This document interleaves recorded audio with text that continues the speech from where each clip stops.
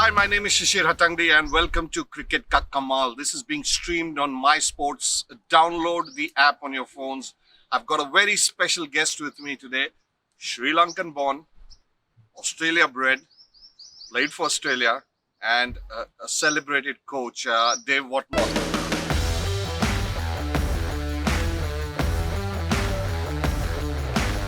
Hi, Dav.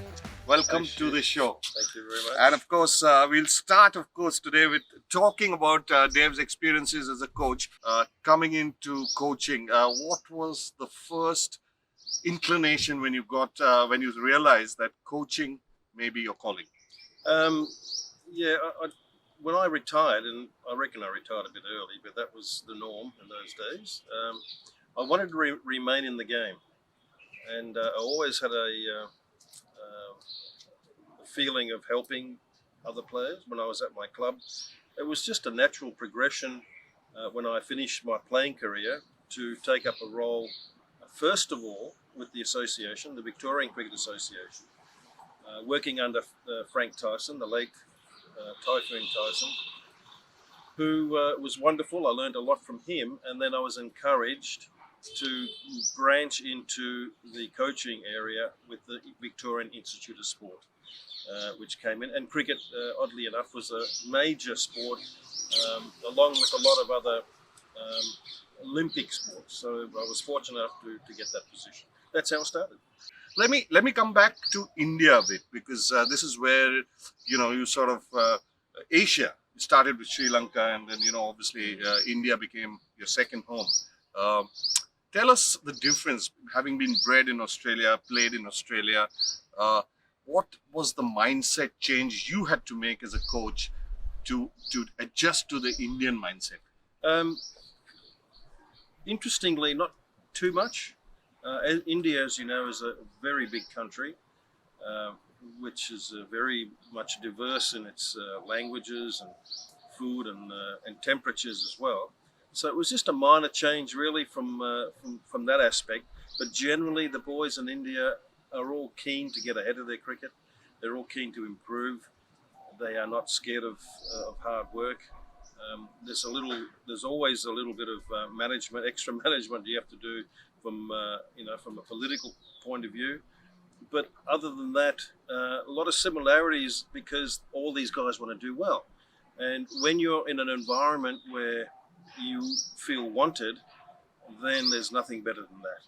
Amazing. And I've felt that right throughout my time in India. In India, what have you seen that has been, besides, of course, the ability to work hard, in terms of talent? Do you think that the talent that we have in India just now is only, the tip of the iceberg? Is there a lot of talent around the country that goes unnoticed? So, to me, India contains a lot of good players. Its competition has improved in my short time here, in the 9 or 10 years that I've been involved, and I'm continuing to be involved to see the level of what's required to do well in all of the three formats. And we haven't even touched about IPL yet, which has been an incredible invention for this country. So it's a huge country with a lot of fish in the pond. Other countries can rightly say we've got talent, and they have. Even the smallest country has talent, but the pool is so much bigger here.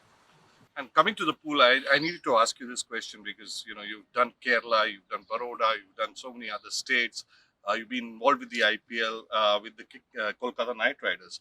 So just give us some insights into IPL, and how young players from India actually imbibe from coaches, support staff, and of course the international players who come to the franchise. So here you have the bulk of the boys who are domestic, who have got exposure to the way in which an international team may conduct itself.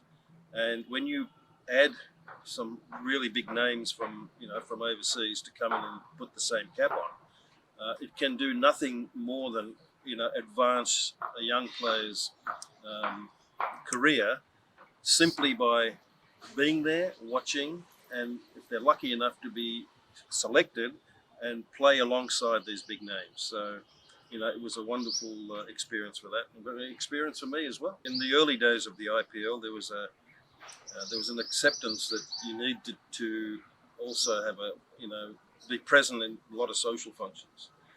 And for me particularly was difficult because I'm usually an early to bed, early to rise person. I found myself having a shower at midnight and going out at 1 o'clock, and coming back to bed at 3. So it was difficult for me. Maybe some of the young boys didn't find it so hard, but there was also an acceptance. Whilst all this is good and you're getting a good remuneration from it, that when training is on, that when competition is on, that's when you switch on. And it was an acceptance and a trust that would happen. You're watching Cricket Ka Kamaal and you're watching it on MyySports. Thank you, Dav Whatmore, for a lovely interview, because I think this is encouraging, educative, and more importantly, we are sitting across each other on record and not off record. Wonderful. No, thank you, Chief. Thank you, mate.